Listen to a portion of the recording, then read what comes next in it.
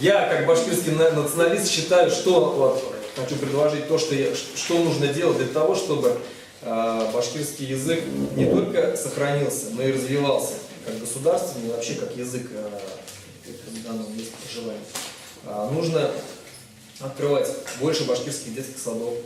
Вот я столкнулся с такой ситуацией, когда в Шамонино, все знают такую деревню, мы открывали, наша организация Башкорт открывала там садик, группой, мы собирали подписи.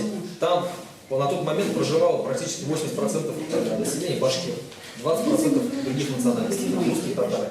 Эти 20% они такой крик поняли, что вы делите детей сразу практически с детства, с малого детства на национальности, национальные группы.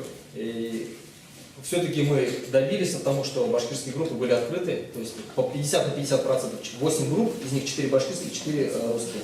Вы знаете, мест не хватает, действительно. Я просто хочу привести статистику, например, да, что в 2010 году по последней переписи в Уфе проживает 172 тысячи башкир, русских 494. Русских убывает в Уфе, башкир прибывает.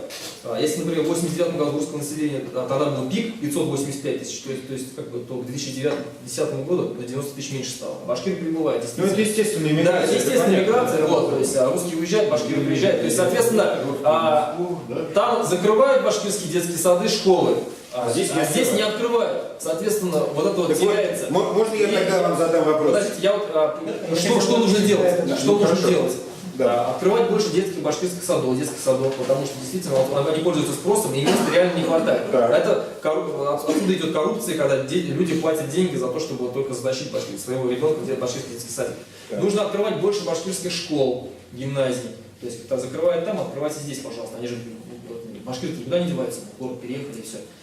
Нужно, я считаю, на законодательном уровне обязать в Башкортостане, чтобы знали два государственных языка врачи, полицейские, сотрудники полиции, все чиновники Республики Башкортостан, социальные работники, которые работают с населением, ну, возможно, МЧС. Да.